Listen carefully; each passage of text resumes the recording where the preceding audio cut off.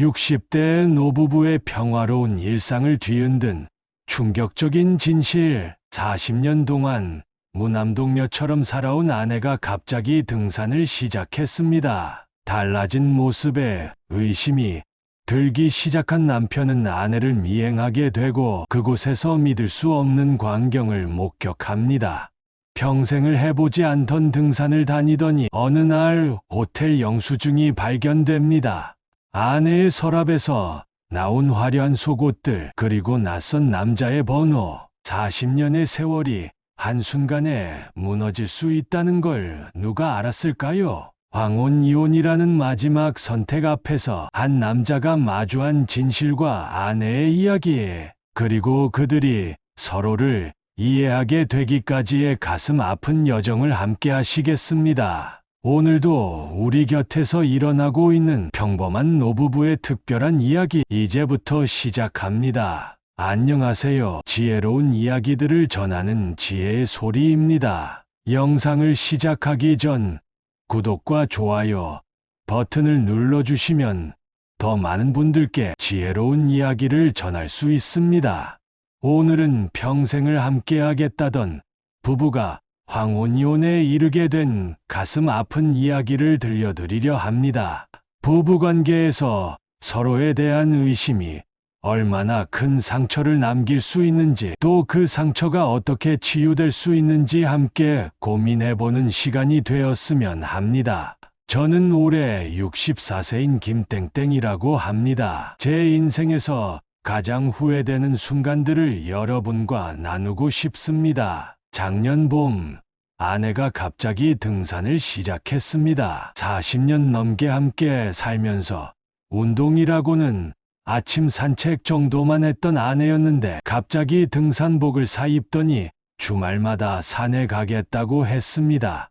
처음에는 건강을 위해서 좋은 일이라고 생각했습니다. 하지만 시간이 지날수록 이상한 점들이 눈에 들어왔습니다. 등산을 다녀온다면서 화장을 하고 나가는 것도 그렇고 평소보다 옷차림에 신경 쓰는 모습도 수상했습니다. 산에서 찍었다는 사진은 늘 혼자만 나오고 같이 간다는 등산 동호회 사람들의 얼굴은 한 번도 보여주지 않았습니다. 더 이상한 건 아내의 달라진 태도였습니다. 휴대폰을 손에서 놓지 않고 문자가 올 때면 살짝 미소를 지으며 답장을 보내곤 했습니다. 저녁 식사 때도 휴대폰을 테이블 위에 올려두고 수시로 확인하는 모습이 무척 거슬렸습니다. 40년 동안 한 번도 의심해 본 적 없던 아내였지만 자꾸 이상한 생각이 들기 시작했습니다. 등산이 취미가 된 것처럼 보였지만 그것은 단순한 취미 이상의 무언가가 있는 것 같았습니다. 집에서의 대화도 줄어들었습니다. 예전에는 TV를 보면서도 서로 이런저런 이야기를 나누곤 했는데 이제는 각자 핸드폰만 보다가 잠자리에 드는 날이 많아졌습니다. 가끔 아내의 표정을 살펴보면 행복해 보였습니다. 하지만 그 행복이 저로 인한 것이 아니라는 걸 직감적으로 알 수 있었습니다. 그렇게 한 달, 두 달이 지나면서 저는 점점 더 불안해졌습니다. 아내가 등산을 간다고 하면 마음이 조마조마했고 밤이면 뒤척이다가 잠들지 못하는 날이 많아졌습니다. 아내에게 무슨 일이 있는지 물어보고 싶었지만 막상 입이 떨어지지 않았습니다. 어쩌면 제가 너무 예민하게 구는 것일지도 모른다는 생각도 들었습니다. 하지만 그때 제가 조금 더 용기를 내서 아내와 대화를 나눴더라면 어쩌면 그 후에 일어난 일들은 막을 수 있었을지도 모릅니다. 그러나 저는 그저 침묵하며 아내의 변화를 지켜볼 수밖에 없었습니다. 제가 처음으로 구체적인 의심을 하게 된 것은 아내의 서랍에서 발견한 새 속옷들이었습니다. 평소 실용적인 것만 고집하던 아내가 언제 샀는지 모를 화려한 속옷들을 숨겨두고 있었던 겁니다.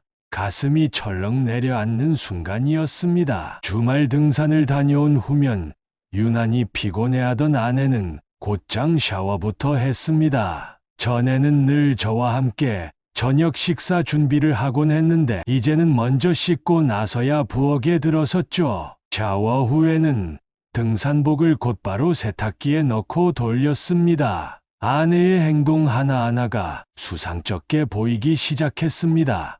특히 통화할 때면 베란다나 화장실로 가서 소곤소곤 이야기를 나누는 모습이 자주 보였습니다.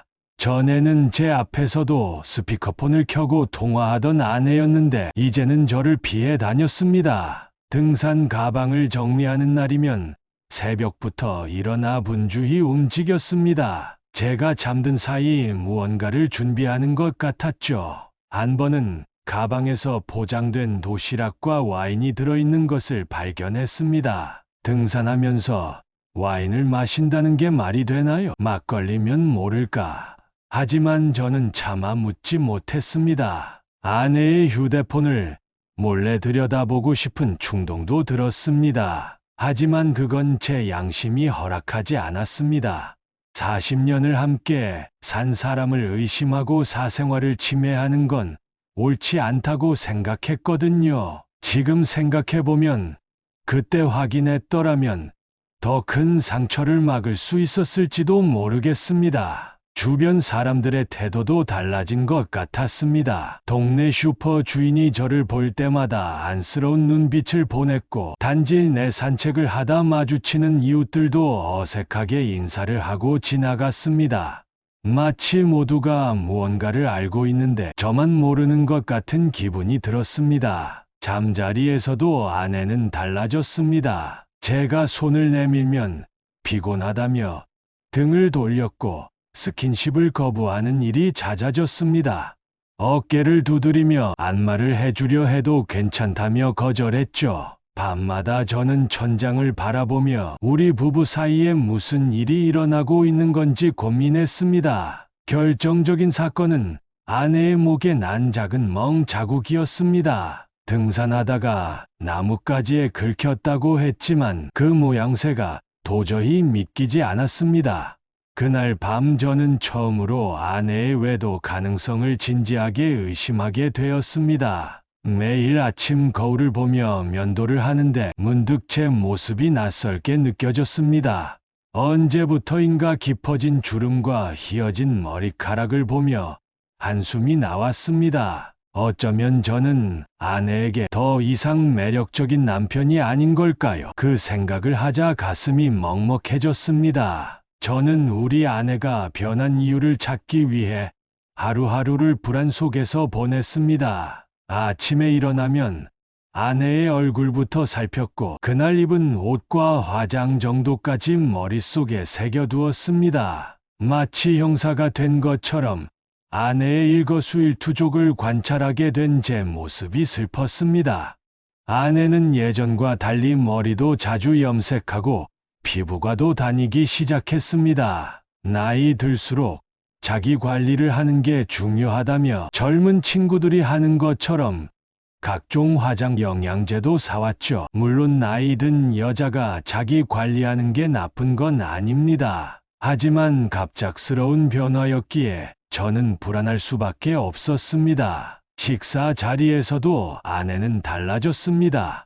예전에는 제가 좋아하는 반찬을 특별히 더 챙겨주곤 했는데 이제는 자기 밥만 먹고 일어나기 일쑤였습니다. 집에서 보내는 시간이 줄어들다 보니 반찬도 사오는 것으로 대체되는 날이 많아졌죠. 저는 밤마다 잠들지 못하고 우리의 결혼 생활을 돌아보았습니다. 아내에게 무심했던 순간들, 더 잘해주지 못했던 미안함들이 하나 둘 떠올랐습니다.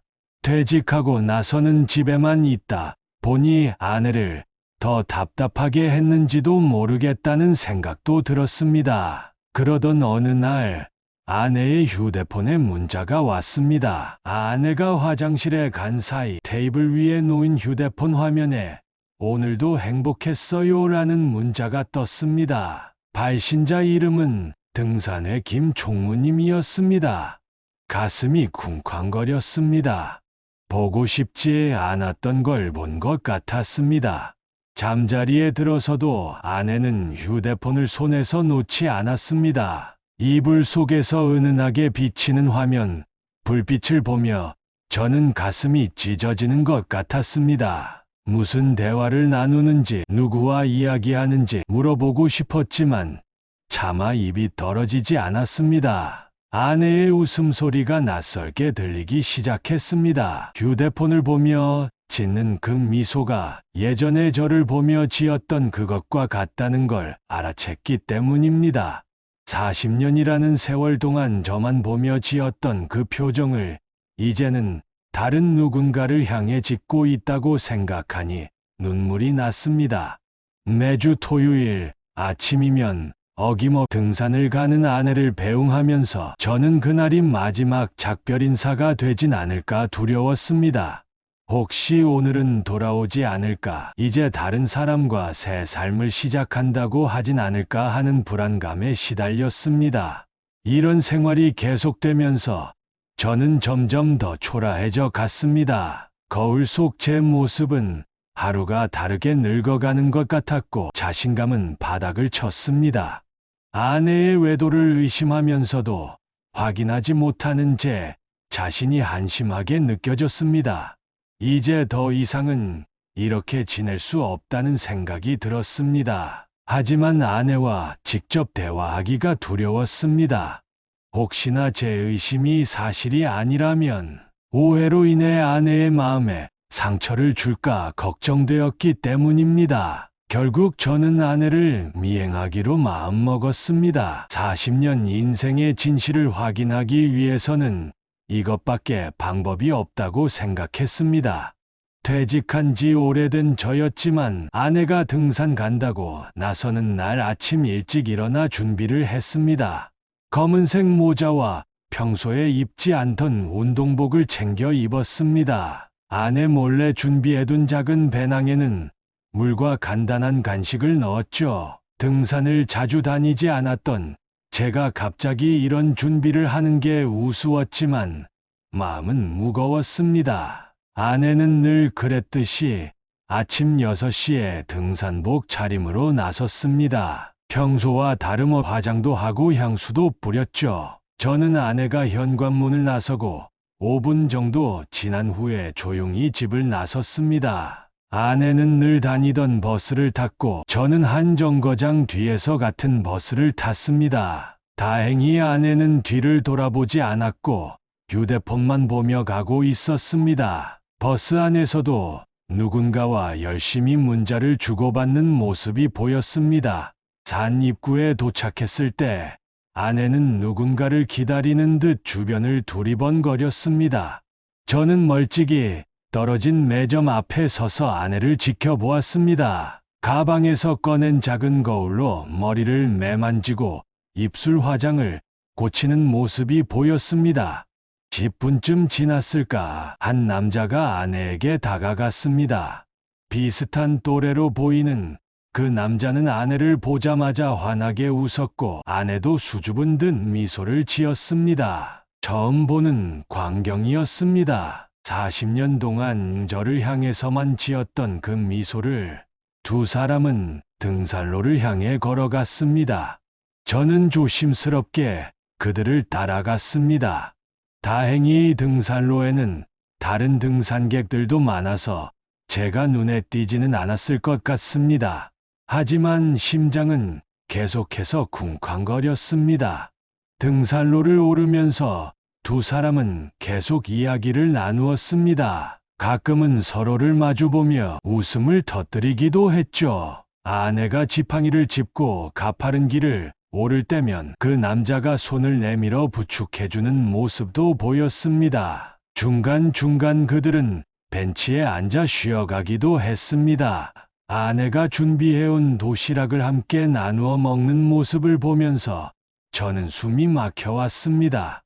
그 도시락은 분명 제가 좋아하던 방식 그대로 예쁘게 쌓여 있었습니다. 산 정상 근처에 이르자 두 사람은 한적한 곳으로 발걸음을 옮겼습니다. 저는 잠시 망설였습니다. 더 가까이 다가가면 발각될 것 같았고, 그렇다고 여기서 멈추자니 진실을 확인할 수 없을 것 같았습니다. 결국 저는 용기를 내어 그들을 더 따라가기로 했습니다. 이제 와서 물러설 수는 없었습니다. 40년 세월의 진실이 저 앞에 있었고, 저는 그것을 직접 확인해야만 했습니다. 정상 부근의 한적한 쉼터에서 아내와 그 남자는 자리를 잡고 앉았습니다. 멀찍이서 바라보니 두 사람이 마치 연인처럼 보였습니다. 등산로 옆 바위 뒤에 숨어서 지켜보는 제 모습이 한심하게 느껴졌지만 이미 돌아갈 수는 없었습니다. 그때였습니다. 멀리서 웃음소리가 들리더니 45명의 사람들이 모여들기 시작했습니다. 모두 비슷한 또래의 중년들이었고 서로 반갑게 인사를 나누었습니다. 아내가 말했던 등산 동호회 회원들인 것 같았습니다. 하지만 제 의심은 쉽게 가라앉지 않았습니다.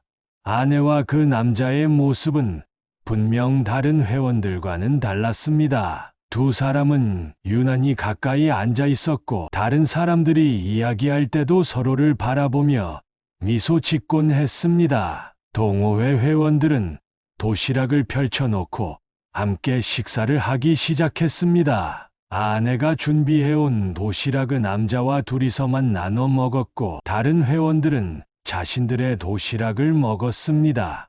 마치 약속이라도 한 듯이 자연스러운 모습이었습니다.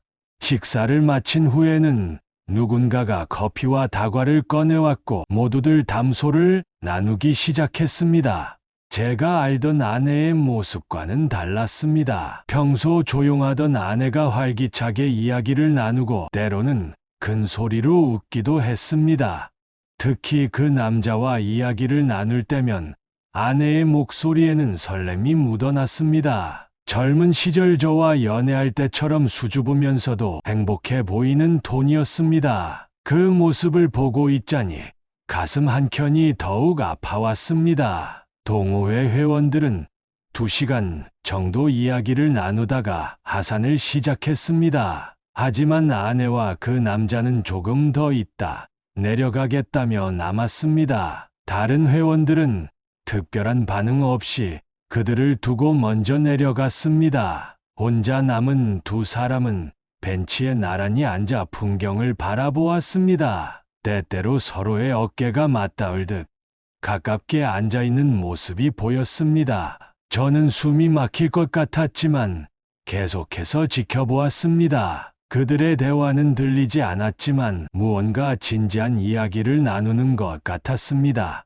가끔 아내가 고개를 숙이면 그 남자가 위로하듯 어깨를 토닥이는 모습도 보였습니다. 그런 모습을 보고 있자니 온갖 생각이 머릿속을 스쳐 지나갔습니다. 결국 저는 더 이상 지켜볼 수가 없었습니다. 먼저 하산하기로 했죠. 집으로 돌아가는 길에는 온통 머릿속이 복잡했습니다. 의심은 점점 더 커져갔고 이제는 무언가 결단을 내려야 할 것 같았습니다. 그날 이후로 저는 아내의 일정을 더욱 면밀히 살폈습니다. 등산을 가는 날이면 몰래 뒤를 따라다녔고 매번 비슷한 광경이 펼쳐졌습니다. 겉으로는 등산 동호회 활동이었지만 아내와 그 남자는 늘 따로 시간을 보냈습니다. 어느 날은 그들이 산행을 마치고 근처 찻집으로 향하는 것을 보았습니다. 창가에 자리 잡은 두 사람은 마치 오래된 연인처럼 보였습니다. 아내는 제게는 결코 보여주지 않던 표정으로 그 남자의 이야기에 웃음 짓고 있었습니다. 찻집 창문 너머로 보이는 광경은 저를 더욱 괴롭게 했습니다. 그 남자가 아내의 머리카락을 살며시 넘겨주는 모습, 서로의 손을 맞잡고 있는 모습, 때로는 눈물을 훔치는 아내의 모습까지 모든 것이 제게는 칼날이 되어 가슴을 파고들었습니다. 아내는 이제 전화 통화할 때도 조심하지 않았습니다. 오빠라고 부르는 소리가 들리기도 했고 데이트 약속을 잡는 듯한 대화도 들렸습니다. 제가 집에 있건 말건 상관하지 않는 듯 했죠. 마치 제가 없는 사람처럼 행동했습니다. 가장 충격적이었던 것은 아내의 일기장을 발견했을 때였습니다. 우연히 서랍을 정리하다 발견한 작은 수첩에는 그동안의 비밀이 고스란히 담겨 있었습니다. 그 남자를 처음 만난 날부터 서로의 마음을 확인한 날까지 모든 것이 꼼꼼히 적혀 있었습니다. 일기장에는 저에 대한 내용도 있었습니다. 남편은 이제 나를 여자로 보지 않는 것 같다. 더 이상 설렘도 없고 대화도 없다.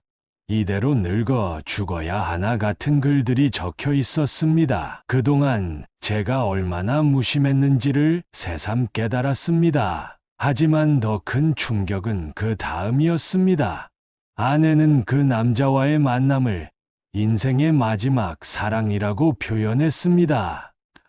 늦은 나이에 찾아온 설렘과 행복을 포기할 수 없다고 썼죠. 심지어 저와의 이혼까지 고민하고 있다는 내용도 있었습니다. 매일 아침 화장대 앞에서 공들여 화장하고 옷을 고르는 아내의 모습이 이제는 다르게 보였습니다.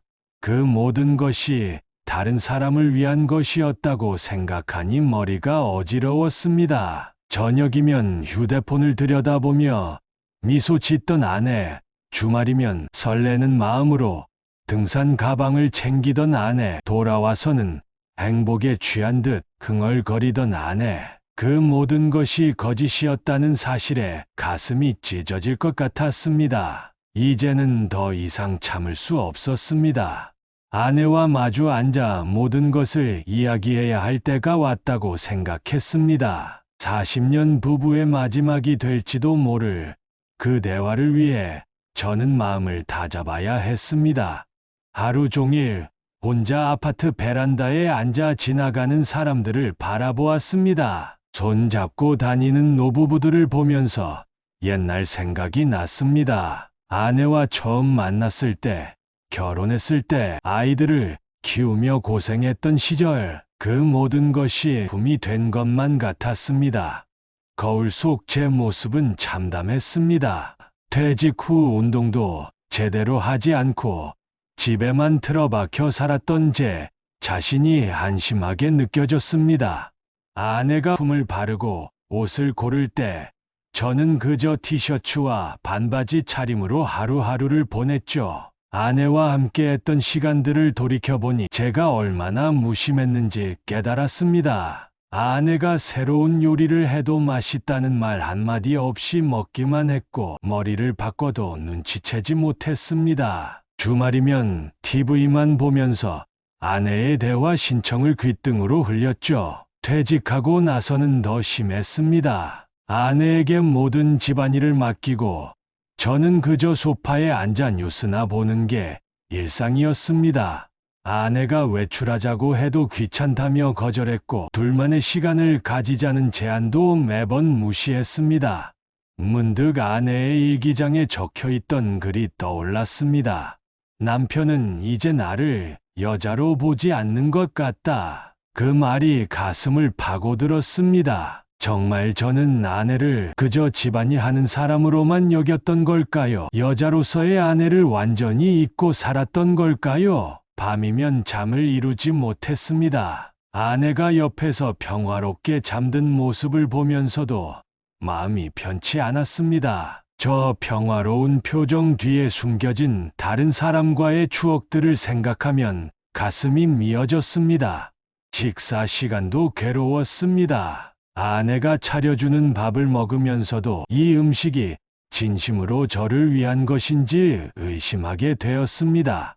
매 순간 의심과 불신이 저를 갉아먹었고 그럴수록 제 자신이 더욱 초라해져 갔습니다. 어느 날은 옛날 앨범을 펼쳐보았습니다. 젊었을 때의 사진들을 보면서 울컥했습니다. 아내의 웃는 모습이 그렇게 예뻤는데 언제부터인가 그 미소를 당연하게 여기고 소홀히 했던 거죠. 결혼 초에 했던 약속들은 다 어디로 갔을까요? 이제야 깨달았습니다. 사랑은 노력하지 않으면 시들어간다는 것을 제가 아내의 마음을 너무 당연하게 여기고 방치했던 거죠. 그 빈자리를 다른 사람이 채워준 것뿐입니다.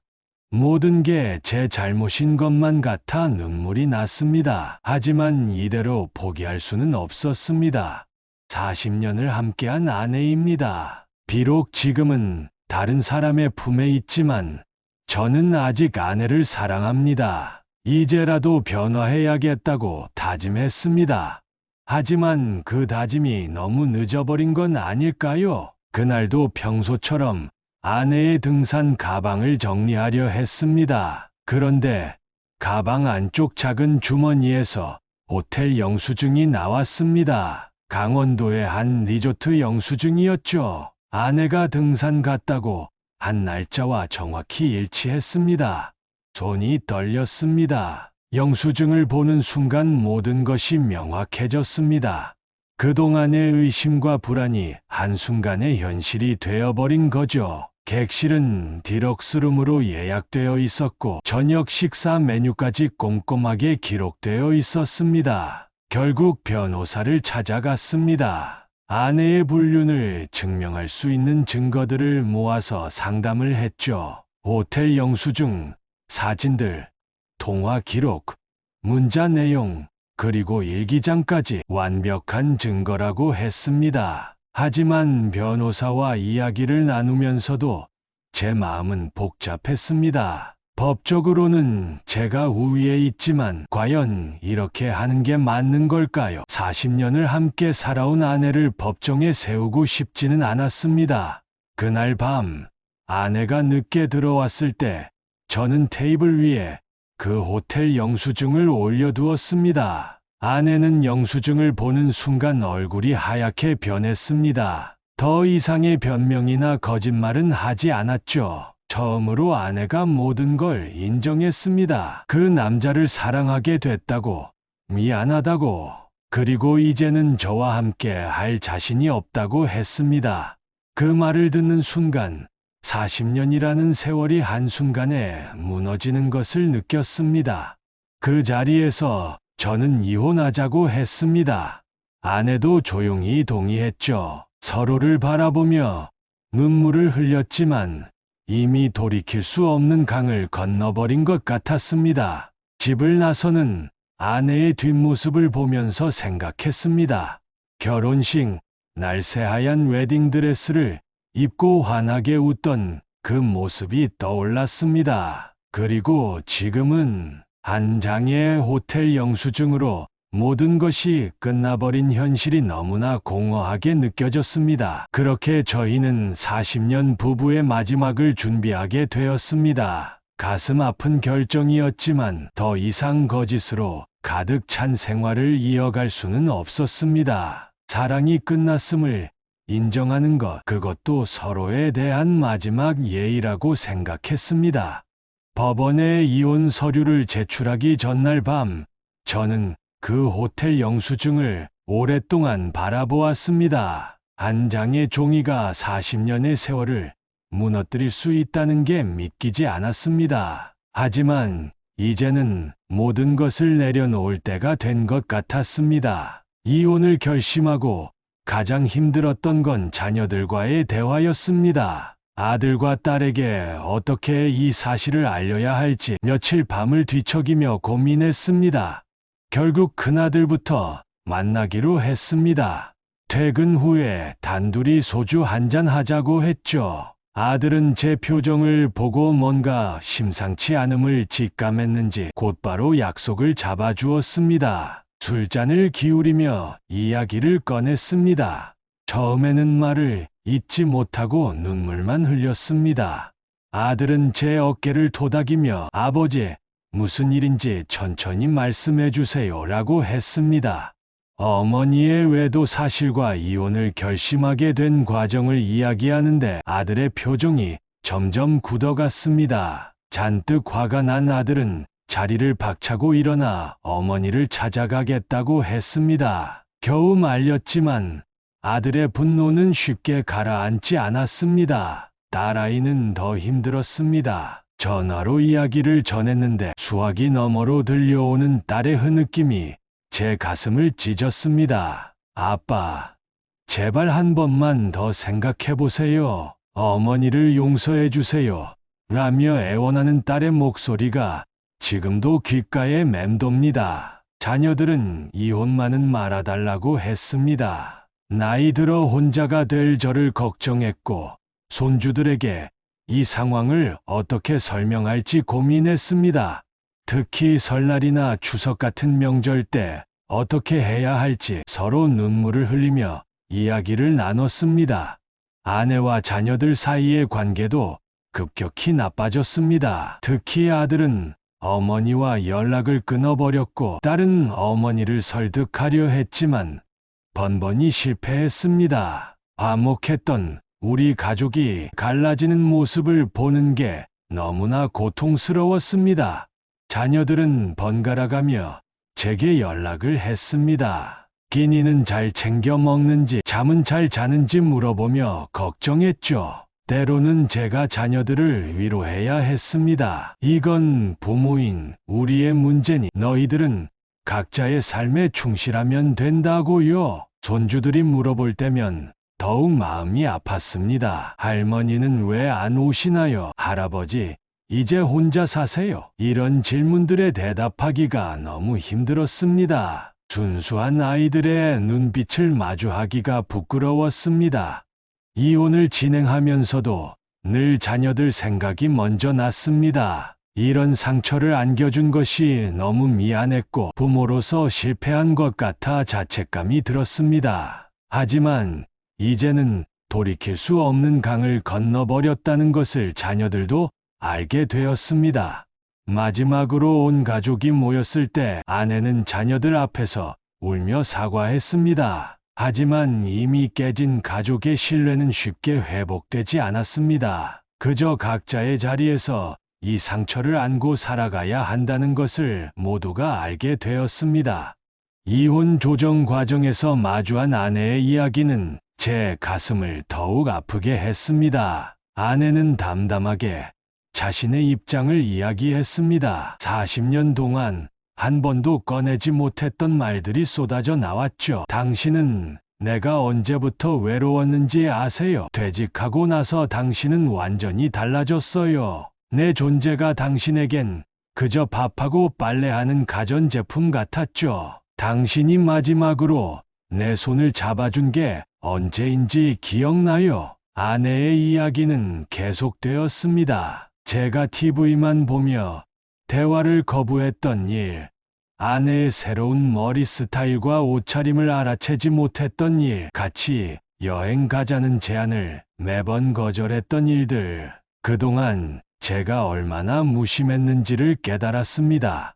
그 사람은 달라 내 이야기를 들어주었고 여자로서의 나를 봐주었어요. 처음에는 그저 친구였는데 어느 순간 가슴이 떨리기 시작했죠. 이런 감정을 가져서는 안 된다는 걸 알면서도 멈출 수가 없었어요. 순간 제 감정이 폭발했습니다. 그래서 40년 부부의 정이 하루아침에 무너질 수 있다는 거요. 당신이 외로웠다면 나한테 말했어야죠. 왜 다른 남자를 찾아갔나요? 당신은 우리 가정을 완전히 망가뜨렸어요. 아내도 울부짖었습니다. 말했어요. 수없이 말했지만 당신은 들으려 하지 않았어요. 내가 얼마나 많이 시도했는지 아세요? 하지만 당신은 항상 귀찮다, 나중에라는 말만 했죠. 결국 나는 포기할 수밖에 없었어요. 그제서야 기억이 났습니다.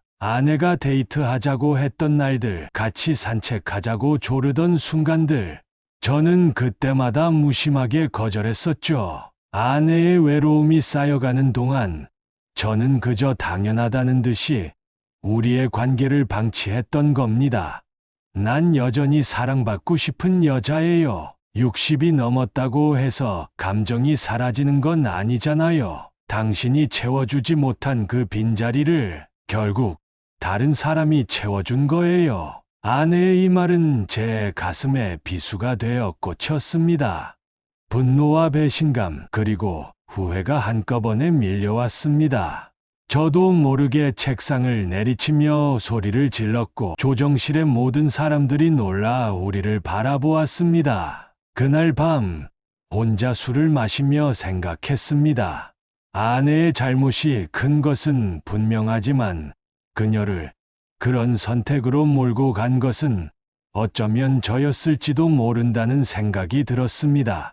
사랑은 관심과 노력이 필요한데 저는 그것을 완전히 잊고 살았던 거죠. 하지만 이미 깨진 신뢰는 돌이킬 수 없었습니다. 서로에 대한 미움보다는 이해가 앞섰지만 이제는 더 이상 부부로 살아갈 수 없다는 것을 두 사람 모두 알고 있었습니다. 얼마 후 아내 쪽 변호사에게서 연락이 왔습니다. 아내 측에서는 40년 동안의 가사노동과 육아에 대한 기여도를 인정해달라며 재산 분할을 요구했습니다. 특히 퇴직금과 연금을 포함한 모든 재산에 대해 정당한 분할을 원한다는 입장이었습니다.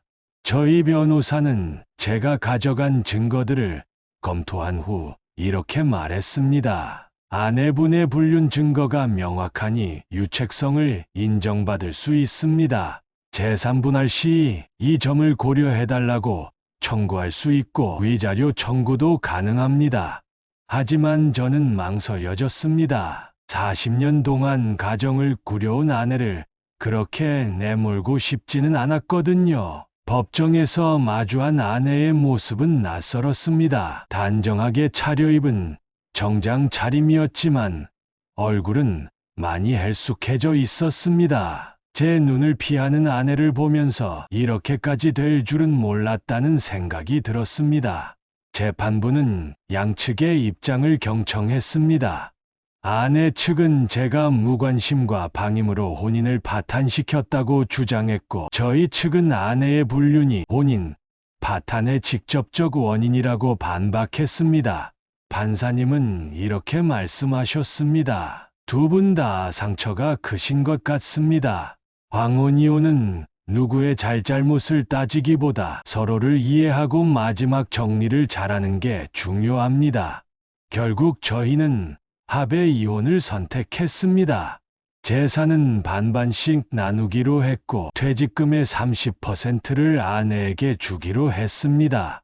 위자료는 청구하지 않았습니다. 40년의 세월을 금전적으로 정리하는 것 자체가 너무 씁쓸했기 때문입니다. 서류에 도장을 찍는 순간 아내는 눈물을 흘렸습니다. 저도 눈시울이 붉어졌습니다. 법원 복도에서 마주친 아내는 작은 목소리로 미안해요라고 했습니다. 저는 그저 고개를 끄덕이는 것밖에 할 수 없었습니다. 자녀들은 재산 분할 과정에서 제 편을 들었지만 저는 그러지 말라고 했습니다. 어머니에 대한 원망이 있더라도 그건 부부 사이의 문제이지 자녀들까지 끼어들 일은 아니라고 생각했기 때문입니다. 이제 40년의 결혼 생활이 법적으로 끝나가고 있었습니다. 하지만 마음속에 남은 상처와 아픔은 어떤 법으로도 해결할 수 없다는 것을 깨달았습니다. 앞으로 혼자서 살아가야 할 날들을 생각하니 막막하기만 했습니다. 드디어 이혼 서류에 도장을 찍는 날이 왔습니다.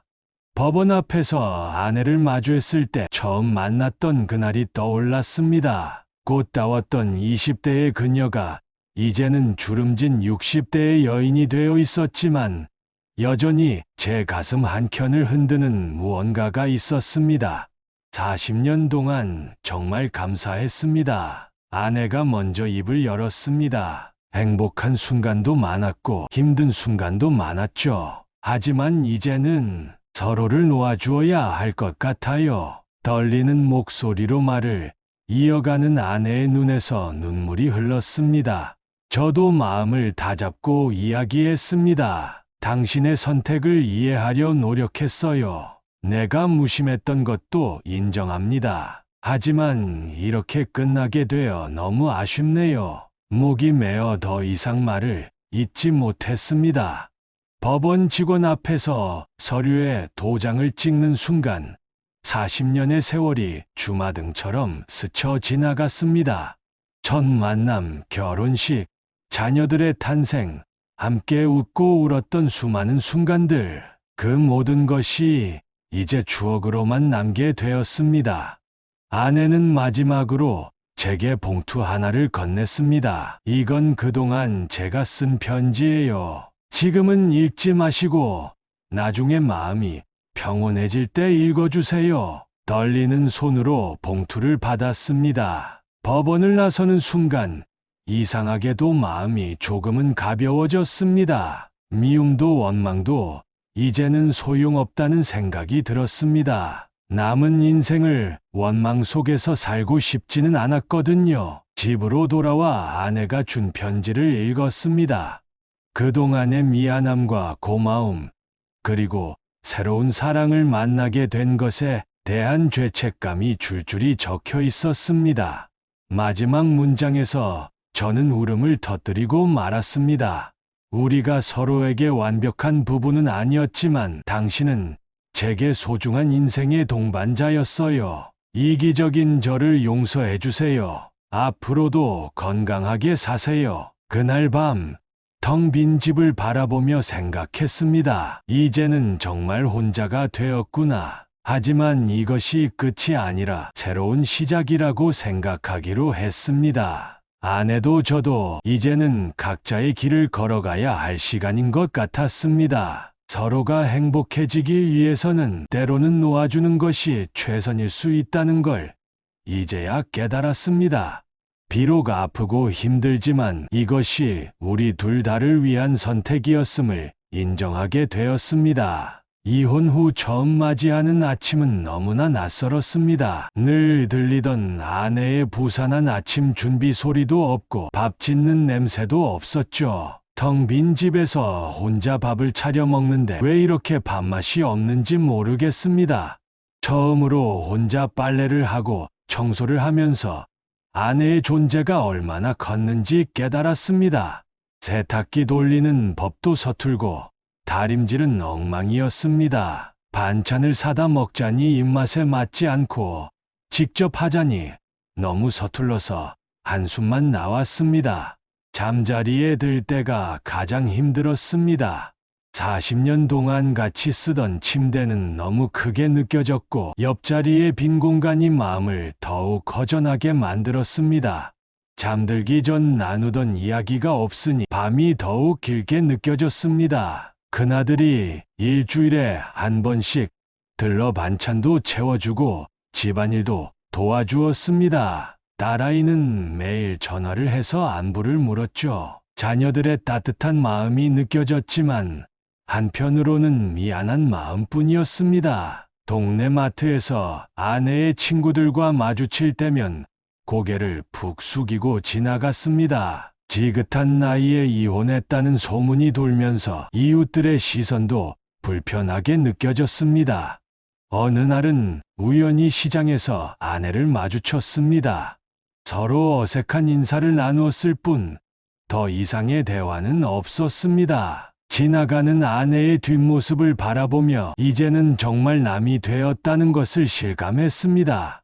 외로움을 달래기 위해 노인복지관에 나가기 시작했습니다. 탁구도 치고 노래교실도 다니면서 조금씩 새로운 일상을 만들어갔습니다. 처음에는 어색했지만 비슷한 처지의 사람들과 이야기를 나누다 보니 위로가 되었습니다. 가끔 자녀들이 어머니와 다시 합치는 건 어떠세요? 라고 물어볼 때면 마음이 복잡해집니다. 하지만 이제는 돌이킬 수 없다는 걸 알고 있습니다. 서로에 대한 신뢰가 완전히 무너진 후에는 그 어떤 노력도 소용없을 것 같았습니다.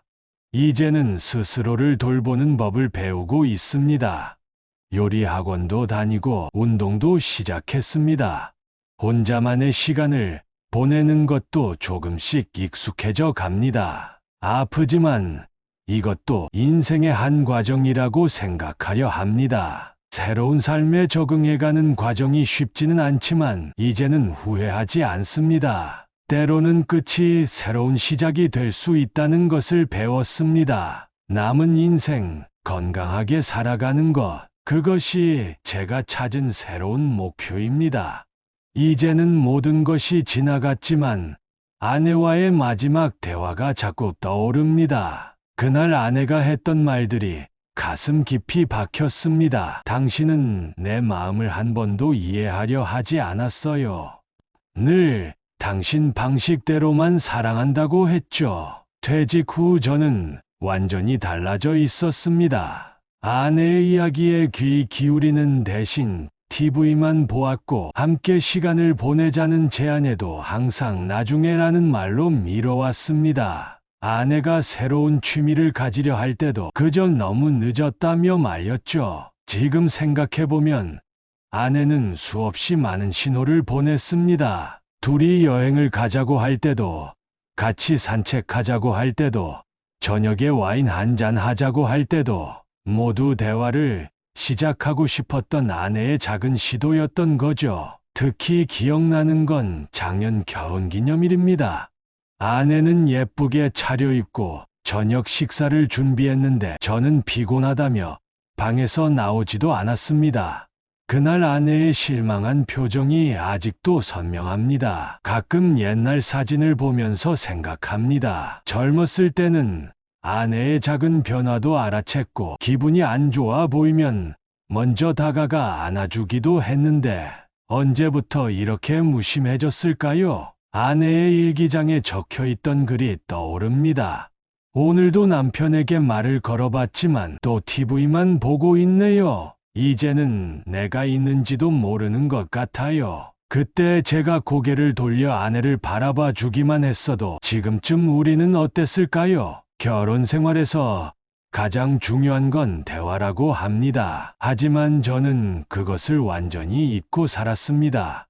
아내의 외로움을 알아채지 못했고 그녀의 변화하는 마음을 이해하려 하지 않았습니다.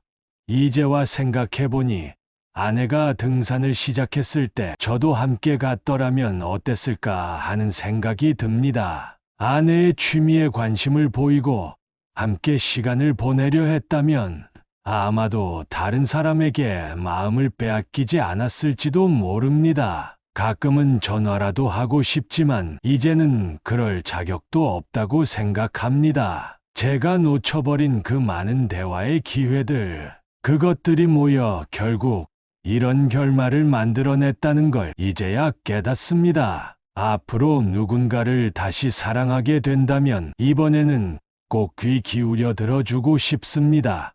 상대방의 마음을 이해하려 노력하고 작은 변화도 놓치지 않으려고 합니다. 사랑은 관심과 대화로 키워가는 것이라는 걸 너무 늦게 배웠네요. 40년의 결혼 생활이 끝난 지금 저는 많은 것을 깨달았습니다. 아내의 외도가 잘못된 선택이었던 것은 분명하지만 그녀를 그런 선택으로 이끈 것은 어쩌면 제 무관심과 소통의 부재였을지도 모릅니다. 사랑은 시간이 지난다고 자연스럽게 유지되는 것이 아니었습니다. 매일매일의 관심과 대화, 서로에 대한 이해가 필요했는데 저는 그것을 당연하게 여기고 방치했습니다. 이제 저는 혼자지만 새로운 삶을 살아가고 있습니다. 복지관도 다니고 요리도 배우고 운동도 하면서 스스로를 돌보는 법을 배우고 있죠. 자녀들도 자주 찾아와 힘이 되어줍니다. 우리의 이야기가 비슷한 상황에 처한 분들에게 작은 교훈이 되었기를 바랍니다. 결혼 생활에서 가장 중요한 것은 끊임없는 대화와 관심이라는 것을, 누군가는 저희 실수를 반복하지 않았으면 좋겠습니다. 여러분의 소중한 시청 감사합니다. 앞으로도 더 많은 분들과 지혜로운 이야기를 나누고 싶습니다. 구독과 좋아요 그리고 여러분의 소중한 의견 부탁드립니다. 지혜의 소리였습니다. 감사합니다.